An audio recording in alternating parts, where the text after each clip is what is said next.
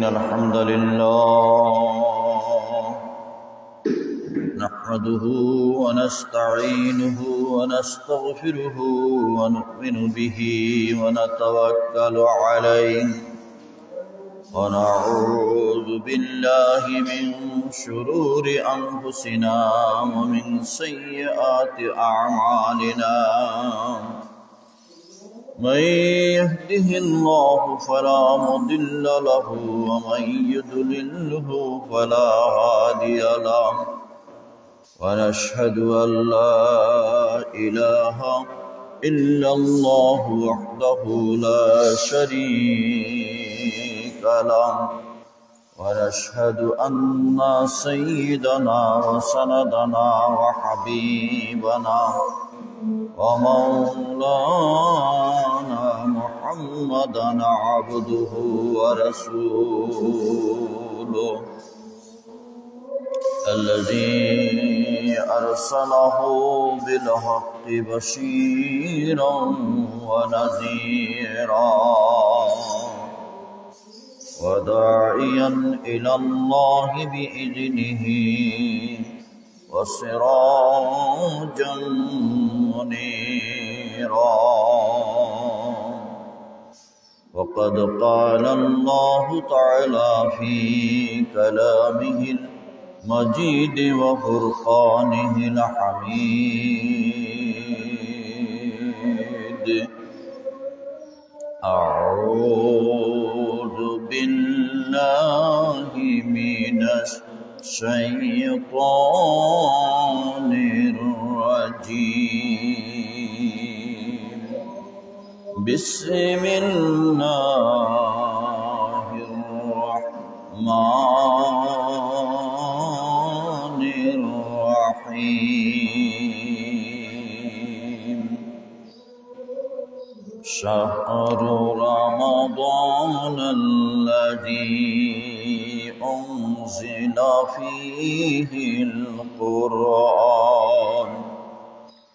أنزل فيه القرآن هدى للناس وبينات من الهدى والفرقان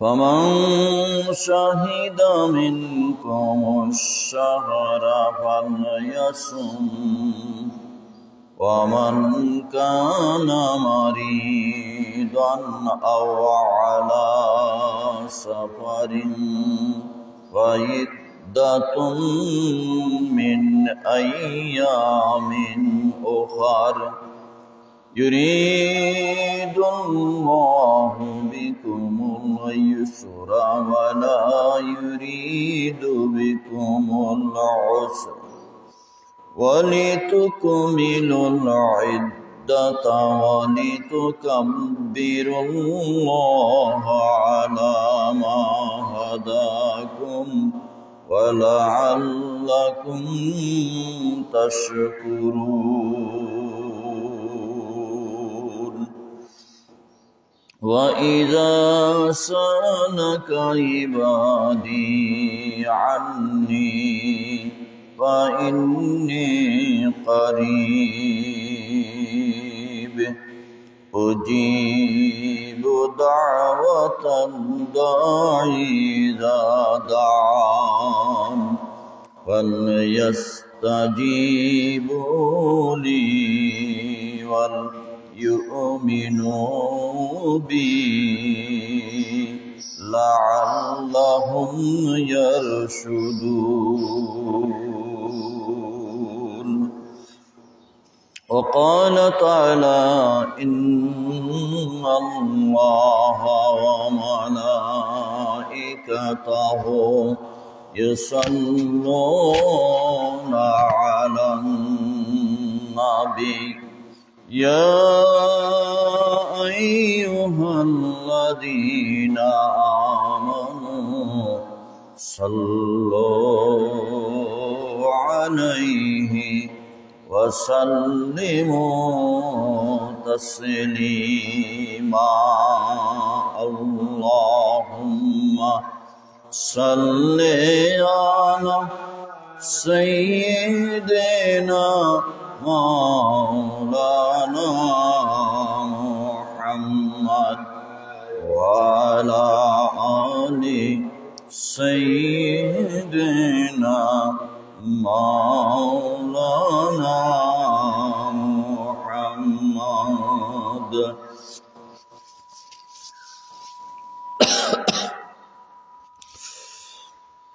নবীজি আমার শুয়ে আছেন ওই যে সোনার মদিনায়, মহাব্বতে পড়লে দরুদ পৌঁছে নবীর রওজায়। আল্লাহুম্মা সাল্লি আলা সাইয়্যিদিনা মাওলানা মুহাম্মদ ওয়া আলা আলি সাইয়্যিদিনা মাওলানা মুহাম্মদ।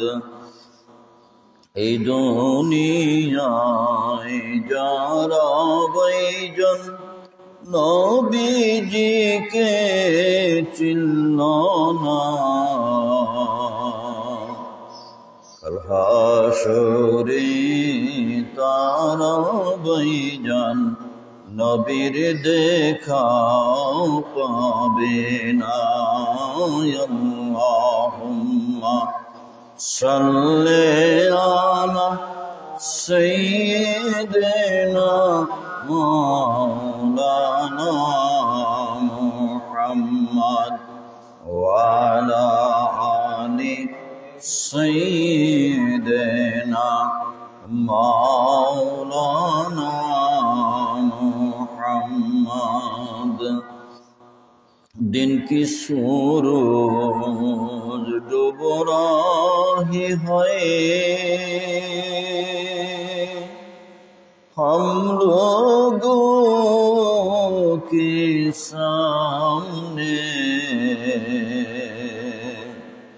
क्या जवाब है रोज़ हश्र में मुस्तफा की सामने।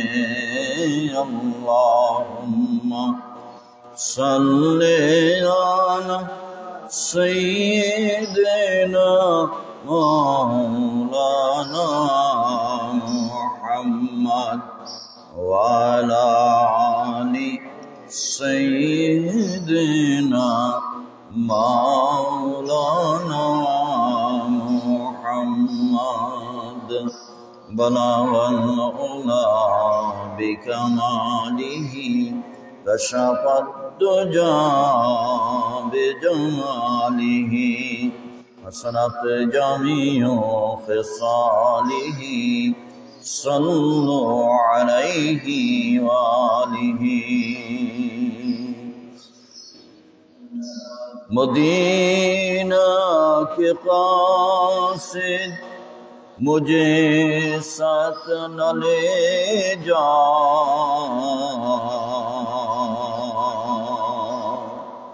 कि मक़सूद मेरा है मुहम्मद का रौज़ा। बलगल उला बिकमालिही कशफद दुजा बिजमालिही हसनत जमीउ खिसालिही सल्लु अलैहि वालिही। अल्लाह अल्लाह अल्लाह अल्लाह अल्लाह अल्लाह अल्लाह अल्लाह अल्लाह अल्लाह अल्लाह अल्लाह अल्लाह अल्लाह अल्लाह अल्लाह की शोहद माखा नाम कुल मखलूक परसे सदा तस्बीह सुबहे शाम अल्लाह अल्लाह अल्लाह अल्लाह अल्लाह अल्लाह अल्लाह अल्लाह अल्लाह अल्लाह फूलेर कोनी खुशबू बेलाई ओई नामे दे नजराना गुनगुनिए ओलीरा होई ओई नामेरी देवाना अल्लाह अल्लाह अल्लाह अल्लाह अल्लाह अल्लाह अल्लाह अल्लाह ला इलाहा इल्लल्लाह मुहम्मदुर रसूलुल्लाह सल्लल्लाहु अलैहि वसल्लम। मोहतरम इमाम साहेब, सम्मानित मुरब्बियाने किराम, मुसल्लियाने आज़म, যুবক ভাইয়েরা, পর্দার আড়ালের মা ও বোনেরা, ছাত্রছাত্রী বৃন্দ, মুসলিম উম্মাহ ভাই বোনেরা, আসসালামু আলাইকুম ওয়া রাহমাতুল্লাহ। আমরা পবিত্রতম রহমত বরকতের মাস পবিত্র রমজানুল মুবারকের দ্বিতীয় জুমায় হাজির হতে পেরেছি। মহাগ্রন্থ আল কুরআনুল কারীম থেকে কথা বলা এবং শোনার সুযোগ করে দিয়েছেন সেই মহান আল্লাহ জাল্লা শানহুর দরবারে আলিশানে আমরা সকলেই মহব্বতের সাথে বলি আলহামদুলিল্লাহ। আমার সাথে পড়েন, আউযু বিল্লাহি মিনাশ শাইতানির রাজিম। বিতাড়িত মরদুদ শয়তানের ওয়াসওয়াসা হইতে মহান আল্লাহ তাআলার নিকট আশ্রয় প্রার্থনা করছি। হাদিস শরীফে রাসূল করিম সাল্লাল্লাহু আলাইহি সাল্লাম বলেছেন, সুলসিলাতিশ শায়াতিন, রমজান মাসে শয়তানকে শিকলাবদ্ধ করে বেঁধে রাখা হয়, বাঁধে রাখা। রমজান মাসেও তো শয়তানি হয়। রমজান মাসে বাজারে রাস্তাঘাটে যেমন হয়, মসজিদেও ঝগড়াঝাটি লাগে। এই শয়তান কোত্থেকে আসে? এখানে দুইটা ব্যাখ্যা। একটা হচ্ছে মূল ইবলিস শয়তানকে শিকলাবদ্ধ করা হয়েছে, ছোট ছোট শয়তানরা খোলা আছে। এক। দুই নম্বর হচ্ছে 11 মাস আমাদেরকে শয়তান যে ওয়াসওয়াসা দিয়েছে, সেই ওয়াসওয়াসার প্রভাবটা আমাদের মধ্যে রয়ে গেছে। সেই প্রভাবের কারণে শয়তানের ওয়াসওয়াসায় আমরা বিভিন্ন কাজ করে ফেলি। এই যে ফ্যানগুলি দেখেন, ফ্যানগুলি যখন চালু করা হয়, সুইচ দেওয়া, সব চলতে থাকে। আবার সুইচ হঠাৎ বন্ধ করে দেন, সাথে সাথে কি পাখাগুলি বন্ধ হইব? কিছু সময় চলতো না, এই যে আগের ঘোরার প্রভাবে চলতে থাকবে। 11 মাস শয়তানের ওয়াসওয়াসার শিকার আমরা। এই রমজান মাসেও সেই ওয়াসওয়াসার প্রভাবটা আমাদের মধ্যে রয়ে গেছে। দেখা যায় রোজা থাকার পরেও ঝগড়াঝাটি চলতেছে। বাহিরে তো চলে চলে, মসজিদে এসেও ঝগড়া করে। বিভিন্ন মসজিদে নামাজের আগে পরে ভিতরে কোনো কথা নিয়ে ঝগড়া লেগে যায়। এটা হচ্ছে শয়তানের ওয়াসওয়াসার একটা প্রভাব। আর একটা হচ্ছে কিয়ামতের আলামত। মসজিদে চিৎকার করবে, ঝগড়াঝাটি করবে, এটা হচ্ছে কিয়ামতের একটা আলামত। এই কাজে যারা অংশগ্রহণ করবে তাদের একসাথে 40 বছরের জীবনের ইবাদত নষ্ট হয়ে যাবে। 40 বছরের জীবনের ইবাদত নষ্ট হবে।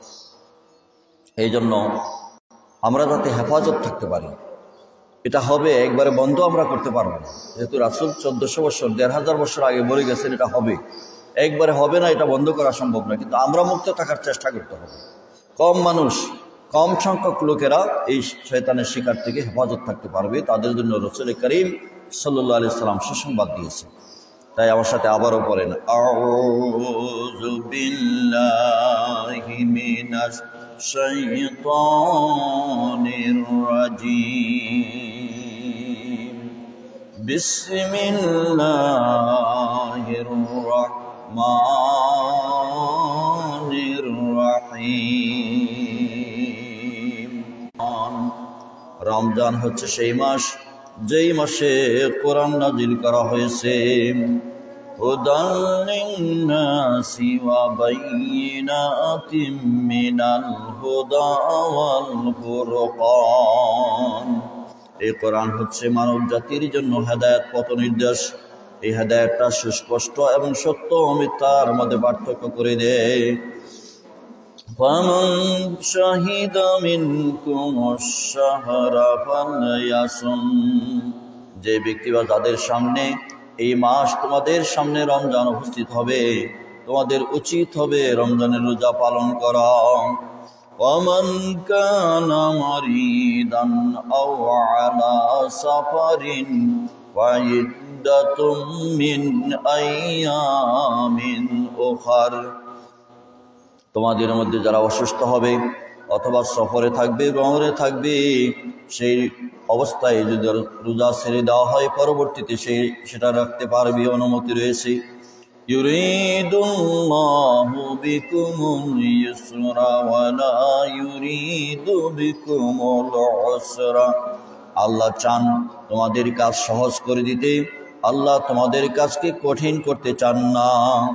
ওয়ালিতুকমিলুল ইদ্দাতা ওয়ালিতুকাব্বিরুল্লাহা আলা মা হাদাকুম। যাতে তোমরা দিনগুলি পূর্ণ করতে পারো, আল্লাহর শ্রেষ্ঠত্ব ঘোষণা করতে পারো, যাতে করে তোমরা লাআল্লাকুম তাশকুরুন, হেদায়েত লাভ করতে পারো, শুকরগুজার বান্দা হতে পারো।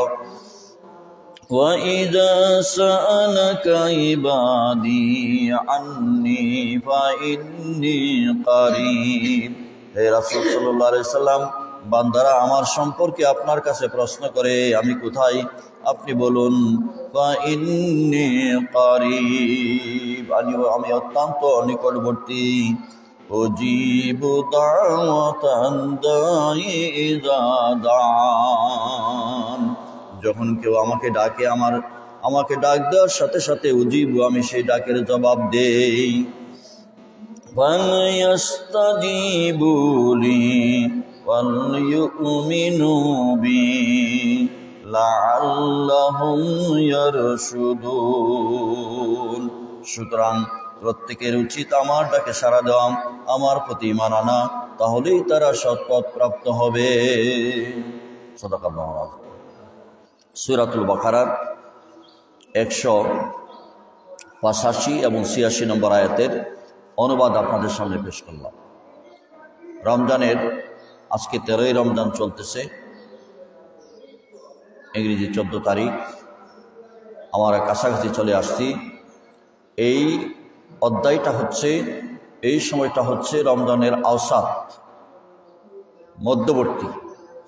রাসূল করিম সাল্লাল্লাহু আলাইহি সাল্লাম পবিত্র রমজানুল মুবারককে 3 ভাগে ভাগ করেছেন। আউয়ালুহু রাহমাতুন, আওসাতুহু মাগফিরাতুন, আখিরুহু ইতকুম মিনান নার।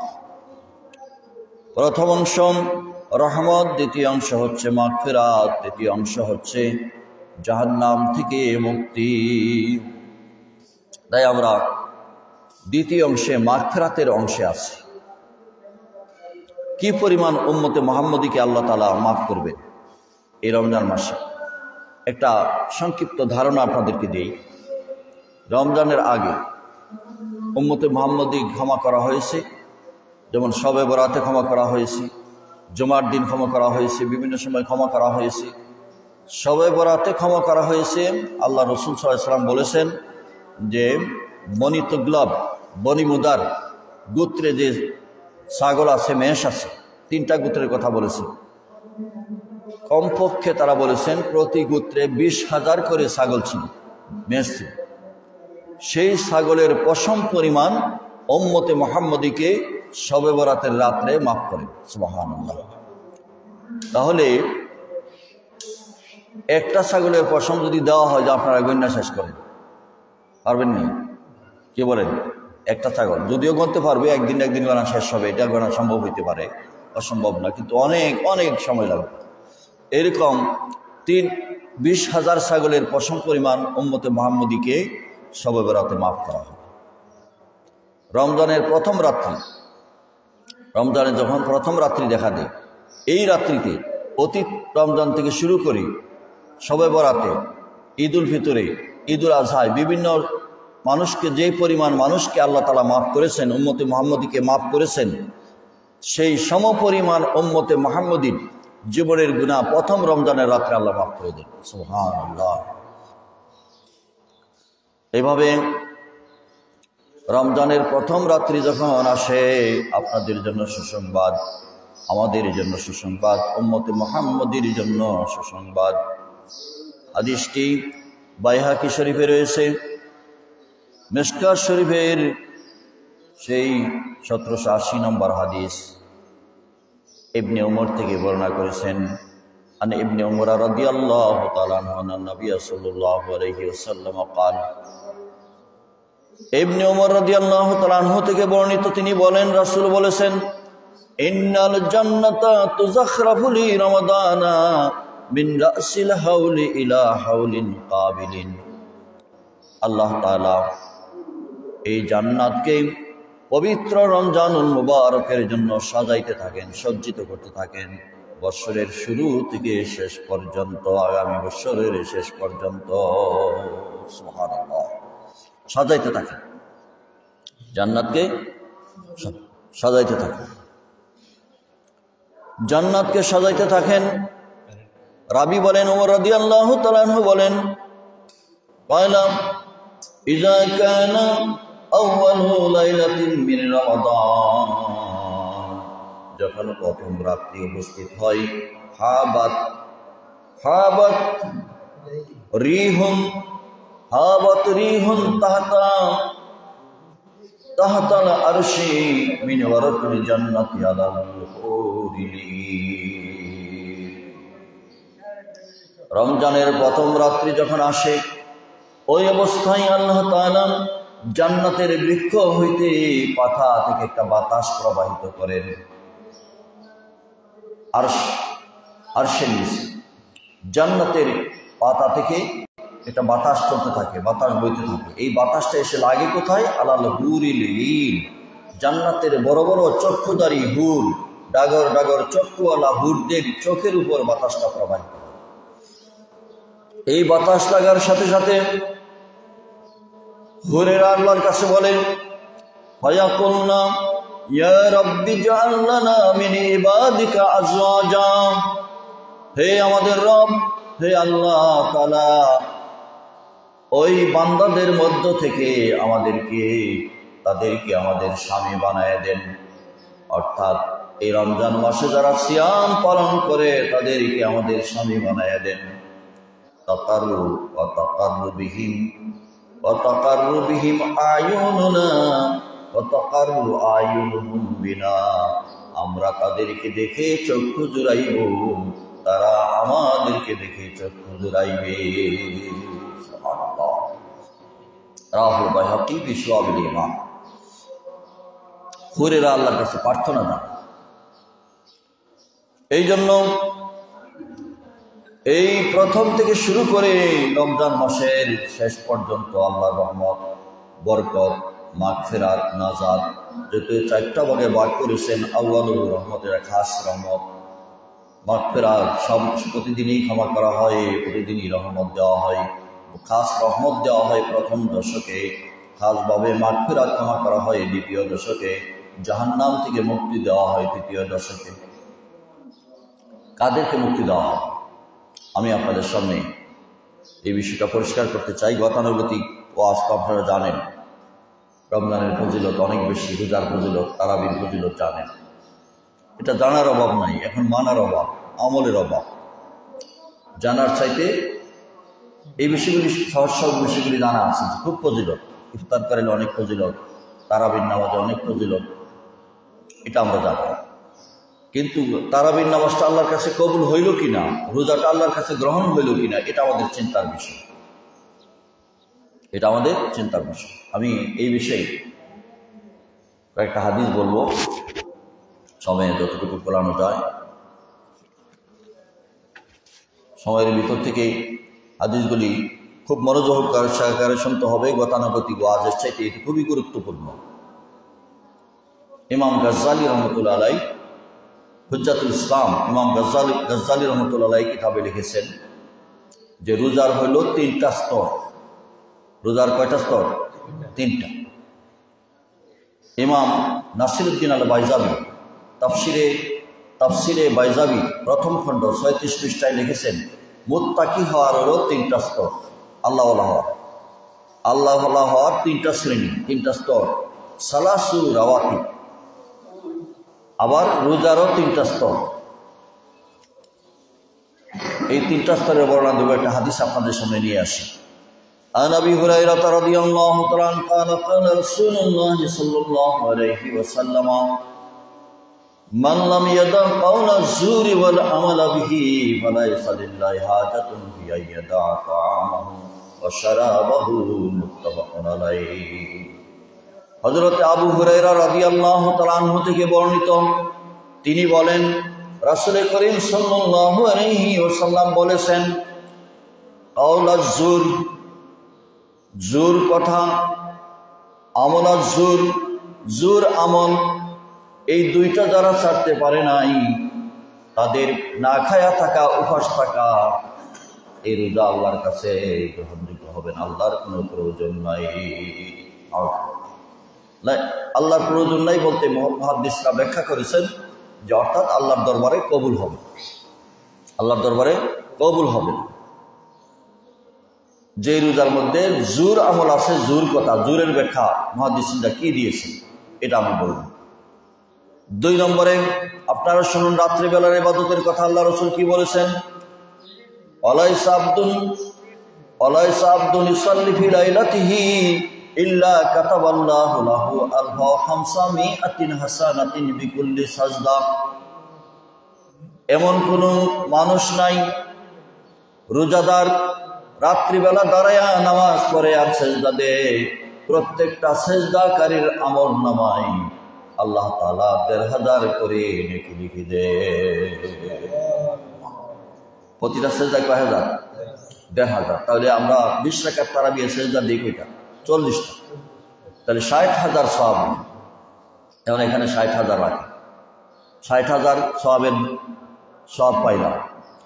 আর মসজিদে দুনিয়ার কথাবার্তা করলি, ঝগড়াঝাটি করলি, 40 বছরের ইবাদত নষ্ট হয়। 40 বছরের ইবাদত নষ্ট হয়। এবং 40 বছরের ইবাদতের সাথে ৬০,০০০ সওয়াব কাটাকাটি করলি, সওয়াব আর থাকেনি? সওয়াব থাকবে? কমে যাইতো না? তাহলে চিন্তা করে কাজ করতে হবে। সওয়াবের ঘোষণা আছে, সওয়াব বাতিল হওয়ার ঘোষণা আছে, যেটা আমরা করলে যে রাত্রে। এবং এই নামাজটা কবুলযোগ্য নামাজ। আপনি আল্লাহু আকবার, অনেক মুসল্লিরা আছে, অনেক ছেলেরা আছে, তারা শুরু হয়েছে আল্লাহু আকবার কয় না, ইমামের লাগে কয় না। ইমামে যখন রুকুত যা তখন আল্লাহু আকবার কয়, অথবা শরিক হয়, যে লম্বা নামাজ হইলে রুকুতে শরিক হয়। কিন্তু আল্লাহু আকবার, প্রথম যে আল্লাহু আকবার, সেই আল্লাহু আকবারটা হলো তাকবীরে তাহরিমা। তাকবীরে তাহরিমা এটা ফরজ, এটা ফরজ।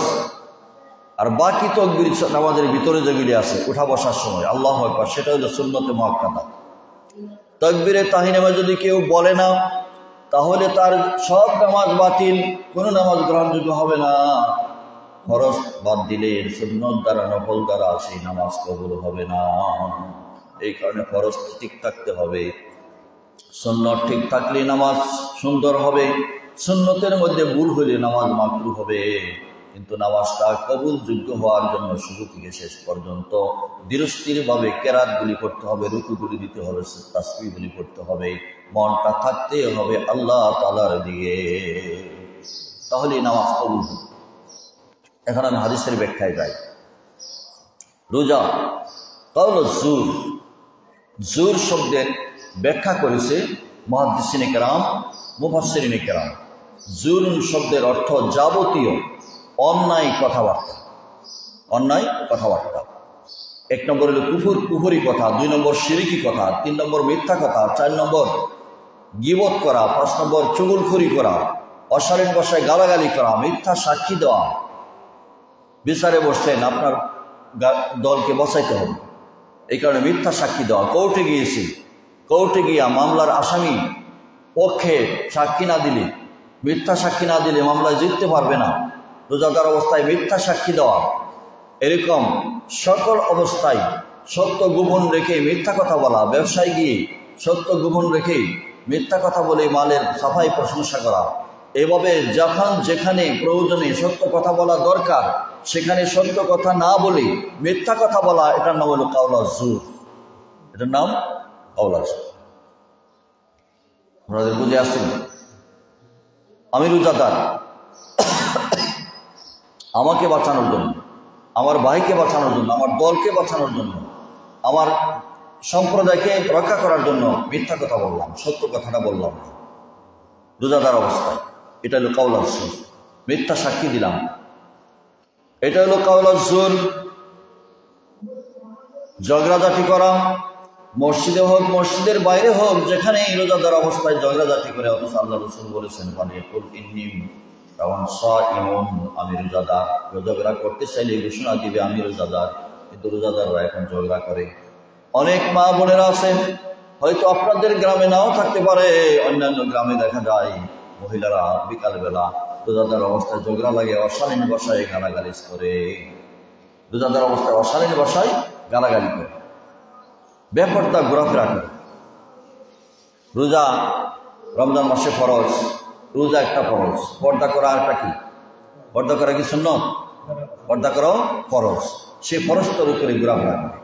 এগুলি হচ্ছে এই যে আমল, এটা হলো আমলুজ জুর। বাস্তবে খারাপ কাজটা করা, অন্যায় কাজ করা, ঘুষের টাকা হাতে নেওয়া, সুদের টাকা হাতে নেওয়া, অন্যায়ভাবে জমি দখল করা, অন্যায়ভাবে মানুষের গীবত চর্চা করা, চুরি করা, মানুষের বিরুদ্ধে অপপ্রচার করা, এভাবে ক্ষতি করার চেষ্টা করা, এগুলি সব হচ্ছে আমলুজ জুর। এগুলি সব আমলুজ জুর। এই আমলুজ জুর, কাওলুজ জুর যে ছাড়তে পারলো না, বুখারী এবং মুসলিম শরীফের হাদিস, এরকম কথাবার্তা, এরকম আমল যারা ছাড়তে পারলো না, তাদের উপাস থাকা আল্লাহর কোনো প্রয়োজন নাই। এর অর্থ হচ্ছে আল্লাহর দরবারে রোজাটা কবুল হবে না। নাউযুবিল্লাহ। তাহলে রোজা কবুল হওয়ার জন্য আমাদের কি করতে হবে? এই কাজগুলি যাতে না হয়। রোজা অবস্থায় মসজিদে এসে কখনো দুনিয়াবি কথা বলবেন না। শুধু রোজার মাসে না, অন্য মাসে দুনিয়াবি কথা কেমন? অন্য মসজিদের বাইরে সেটা জায়েজ আছে। যেমন জমিনের ফসল ভালো হইল না খারাপ হইল, এটা গপ করলেন দুজনে। মসজিদে এটা না, মসজিদে না। ব্যবসা লাভবান হচ্ছেন না, এই লস হয়েছে, এগুলি মসজিদের বাইরে বাড়িতে গপ করা জায়েজ আছে, এই ভালো কথা। কিন্তু এই কথাটা দুনিয়াবি। চাকরির কথা, এভাবে বিভিন্ন ধরনের সফলতা, বিভিন্ন ধরনের ক্ষতির কথা মসজিদে এসে আলাপ করবেন না। দুনিয়ার বিষয়, দুনিয়ার বিষয়টা মসজিদের বাইরে বাড়িতে অন্যান্য জায়গায় কথা বলবেন, সমাধান করবেন। এখানে বলতে পারবেন মসজিদের বিষয়ে, মসজিদ উন্নয়নের বিষয়ে কথা বলতে পারবেন, নামাজের বিষয়ে বলতে পারবেন, কেরাতের বিষয়ে বলতে পারবেন, কোরআনের বিষয়ে বলতে পারবেন, এখানে শিক্ষা দিতে পারবেন, মাসলা মাসাইল আলোচনা করতে পারবেন, এখানে ওয়াজ করতে পারবেন, বয়ান করতে পারবেন, তাফসীর, দার্সে কোরআন, দার্সে হাদিস, সব কিছু হবে। কিন্তু দুনিয়ার কথাবার্তা নিয়ে মুশকিল হওয়া যাবে না। তাহলে এই কথাগুলি আমাদের ছাড়তে হবে। আমরা আমাদের মসজিদের এখানে না হোক, অন্যান্য মসজিদে দেখছি সময় পাইছে গপ করতেছে, জামাতের নামাজের আগে সময় পাওয়া গেছে, দেখা গেল দুনিয়ার গপ করতেছে, চাকরির খবর, ব্যবসার খবর, বিভিন্ন জায়গার আজেবাজে খবর, এগুলিও মসজিদে বসে আলোচনা করে, সময় বলে নাউযুবিল্লাহ। তাহলে আমলকে রক্ষা করার জন্য কিছু কাজ থেকে বেঁচে থাকতে হবে, আর কিছু কাজকে বাড়াইতে হবে, বর্জন করতে হবে, গ্রহণ করতে হবে। দুইটাই, বর্জনের ইবাদত, গ্রহণের ইবাদত।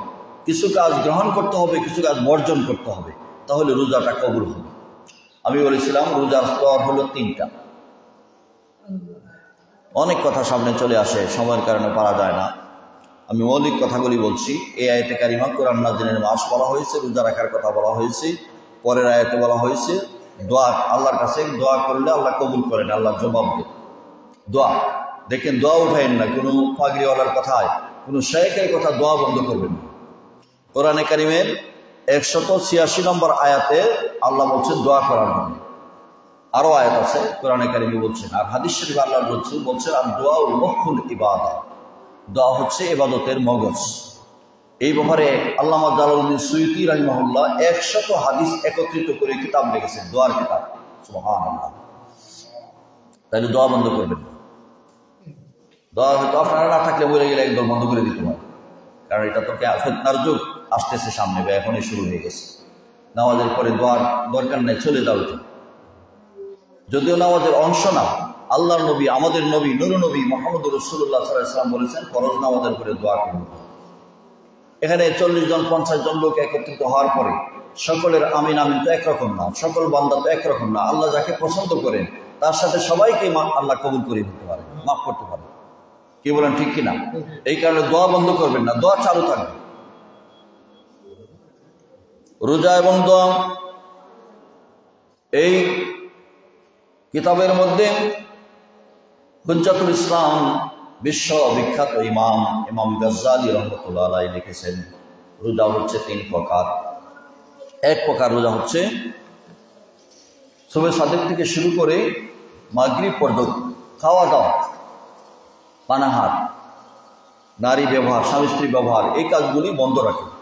এই কাজগুলি করলো না, না খায়া থাকলো, পানাহার করলো না, এইভাবে সারাদিন কাটাইলো।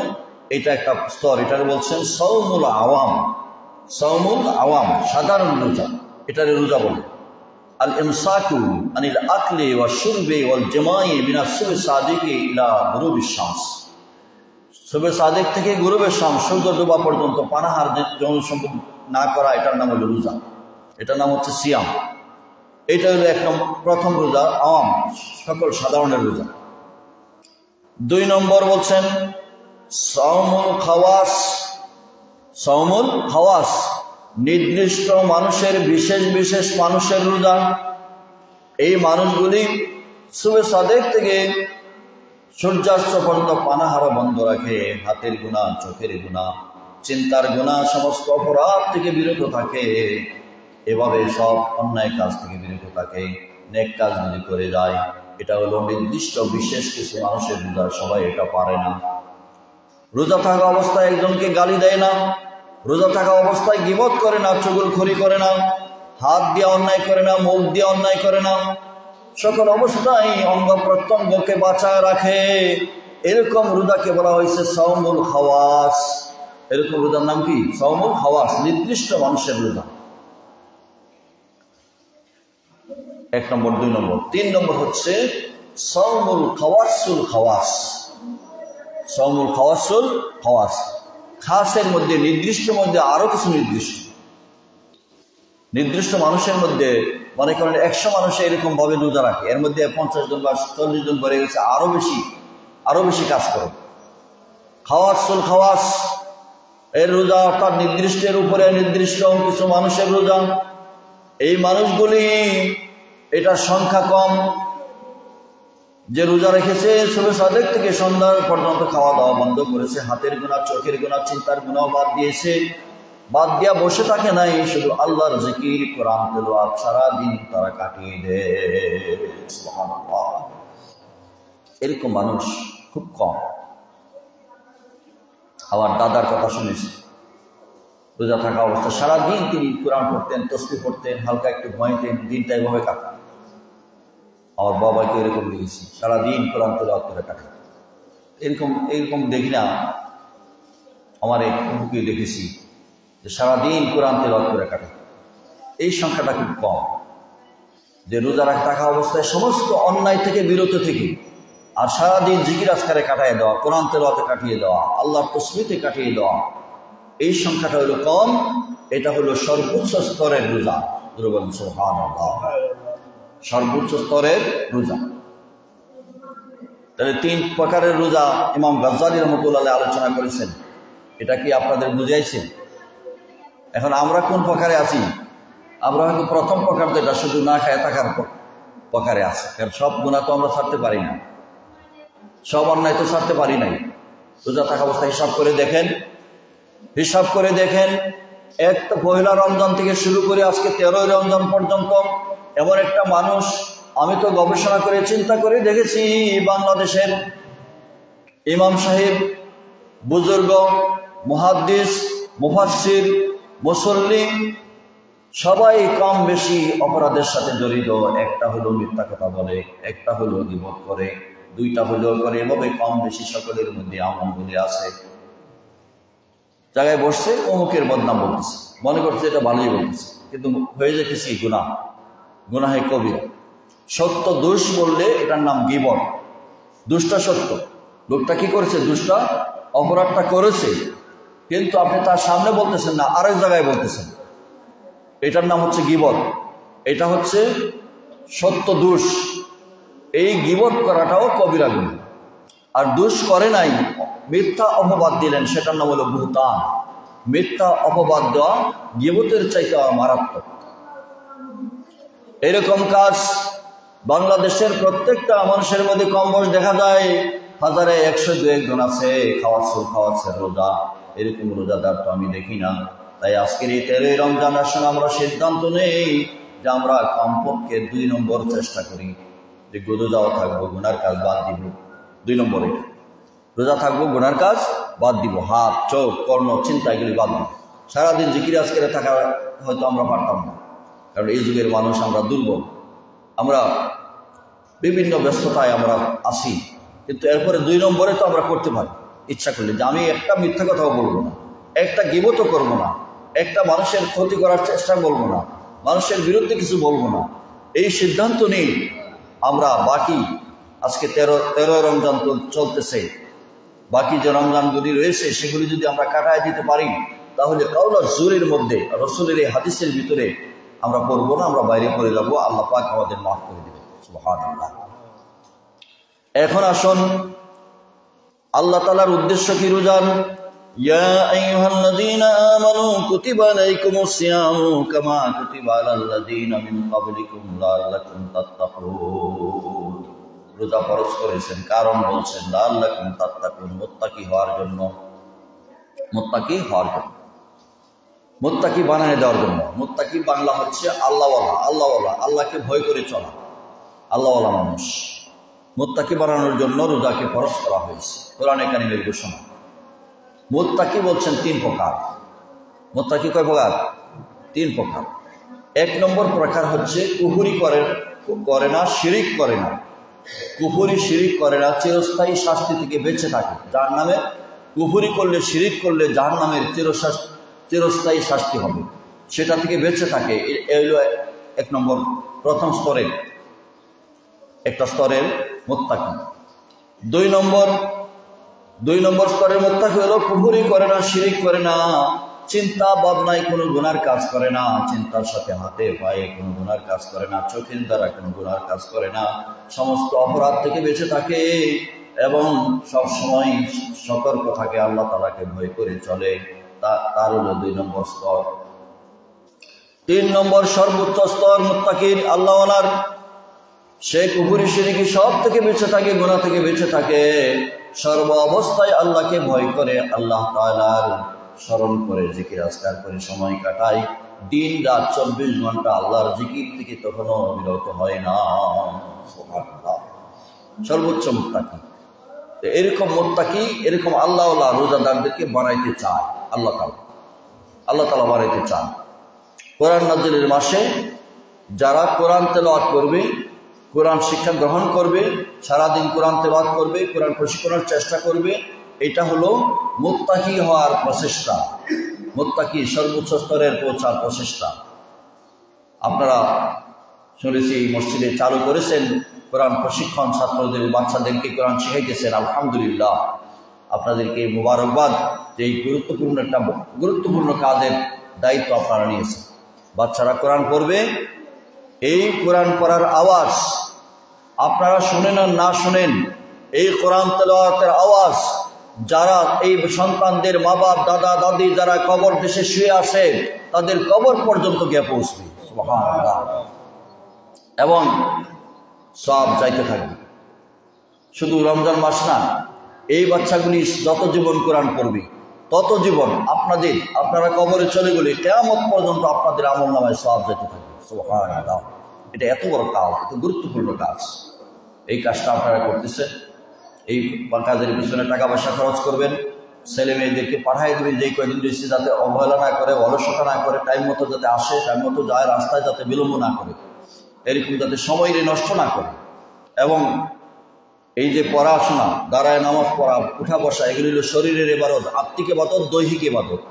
আর টাকা পয়সা দেওয়া, টাকা পয়সা খরচ করানোর জন্য, সেটা হলো আর্থিক ইবাদত। জাকাত দিলেন, গরিব মিসকিনদের ফিতরা দিলেন, তারপরে জাকাত দিলেন, টাকা পয়সা হাদিয়া দিলেন, আলিমুল ইমামকে হাদিয়া দিলেন, তারাবির নামাজে হাদিয়া দিলেন। এই সবগুলি হলো অর্থনৈতিক ইবাদত। এই সবগুলি কি? অর্থনৈতিক ইবাদত, মালি ইবাদত। এই দুইটাই আপনি যদি 1 রাকাত নামাজে রমজান মাসে পড়লে, নফল পড়লে ফরজের সমান হয়। আপনি 1 টাকা যদি রমজান মাসে খরচ করেন, সেটাও ফরজের সমান সওয়াব হবে। সুবহানাল্লাহ। এই জন্য আসুন, আল্লাহ সুবহানাহু ওয়া তাআলা যেভাবে আমাদেরকে মুত্তাকি বানাইতে চায়, আমাদের দেহ, আমাদের মন, আমাদের আত্মা, আমাদের কলব সবগুলি যাতে মুসলমান হয়, মুমিন হয়, মুত্তাকি হয়, সেভাবে রমজান মাসের প্রশিক্ষণ আমরা গ্রহণ করি। আল্লাহর নবী আমাদেরকে জানিয়ে দিয়েছেন, এই রমজান মাসে রাত্রিবেলা ইবাদত করলে সেজদার বিনিময়ে যদি ১,৫০০ নেকি লিখে দেন, তাহলে দিনের বেলা ইবাদতের সওয়াব কি? দিনের বেলা বলেছেন, দিনের বেলা যখন রোজা রাখে এবং সেজদা দেন, ওই সব বান্দাদের ব্যাপারে বলেছেন, ওয়াস্তাগফারা লাহু কুল্লা ইয়াউমিন ৭০,০০০ মালাকিন মিন সালাতিল গাদাতি লান তাওয়ারা বিল হিজাব। আল্লাহর নবী আমাদেরকে বলেন, তোমরা যারা রাতের বেলা ইবাদত করো, দিনের বেলা রোজা রাখো, তোমাদের জন্য, প্রত্যেকটা মানুষের জন্য আল্লাহ তাআলা তোমাদের সম্মান মর্যাদা বাড়ায় দেওয়ার জন্য, বিপদ আপদ থেকে রক্ষা করার জন্য, তোমাদের গুনাহ মাফ হওয়ার জন্য, একজন রোজাদারের জন্য সকল ফজর থেকে শুরু করে সন্ধ্যা পর্যন্ত একজন রোজাদারের জন্য ৭০,০০০ ফেরেশতা দোয়া করতে থাকে।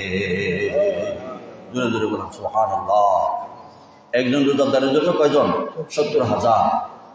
রোজা সঠিকভাবে রাখলে, আদামাদা রোজা, গীবত সহ রোজা, ধোঁকাবাজি সহ রোজা, গালাগালি সহ রোজা, এইসব রোজাদারের জন্য ফেরেশতা আসবে না, ফেরেশতা আরো দূরে চলে যাবে। কথা হচ্ছে, নামাজটাও সঠিক হইতে হবে, রোজাও সঠিক হইতে হবে।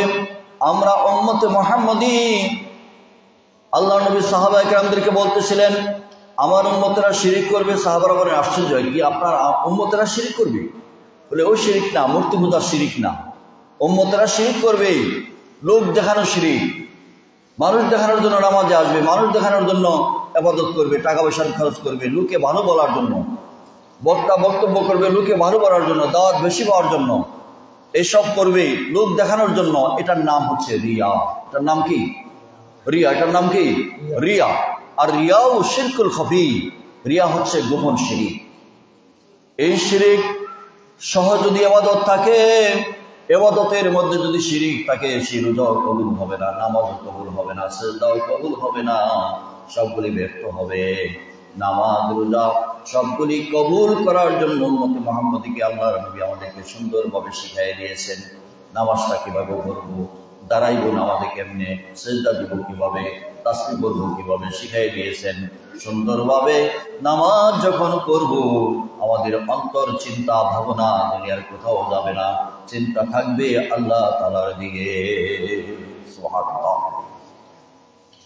মুত্তাকি, 2 নম্বর মুত্তাকি হচ্ছে যে সব গুনার কাজ ছেড়ে দিবে, শুধু কুফর শিরিক না, ছোট গুনাহ, বড় গুনাহ, সাগাইর কাবাইর, বড় গুনাহ, ছোট গুনাহ সব ছেড়ে দিবে, আদেশগুলি পালন করবে, সুন্নাহর উপর টিকে থাকবে।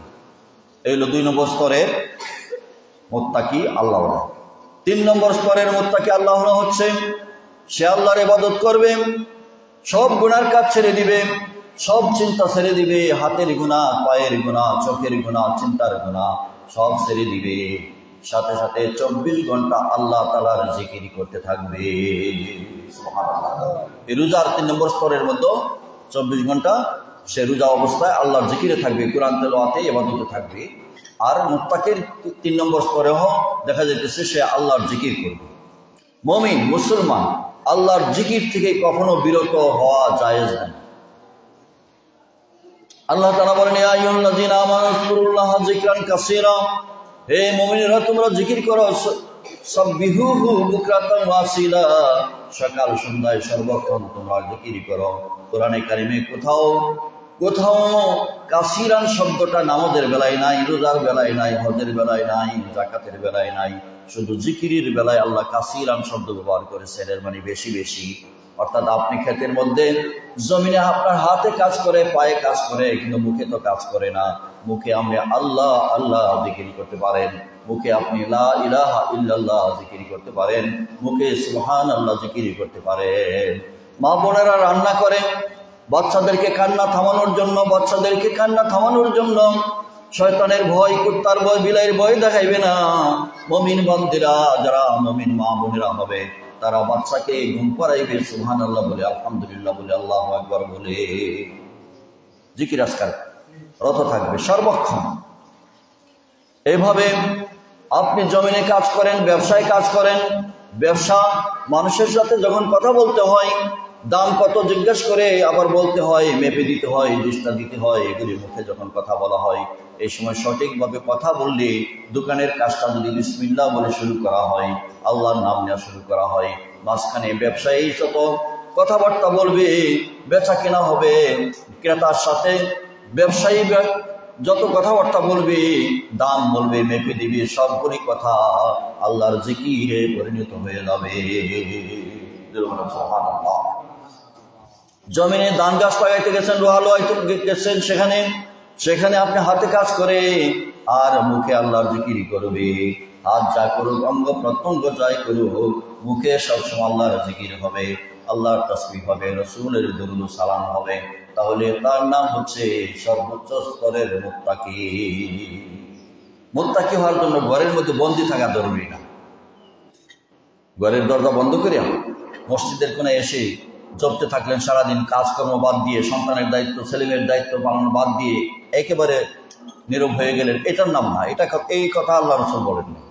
বলছেন সকল অবস্থায়, সকল স্তরে, সব জায়গায় গুনার কাজ ছেড়ে দিবে, আল্লাহর কথা স্মরণ রাখবে, তাহলে সে হচ্ছে সর্বোচ্চ স্তরের মুত্তাকি।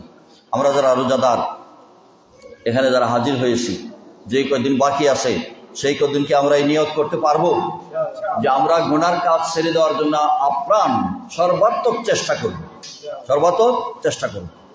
আপনি জানেন না যে আপনার গুনাহ হইতেছে। দুইজনে বসে আব্দুর রহমানের বিরুদ্ধে, আরেক আব্দুল্লাহর বিরুদ্ধে কথা বলতেছে, যে সেই করছে, এগুলি বলতেছে। তাহলে লেখাপড়ার কাজ সঠিকভাবে করবে, ব্যবসায়ী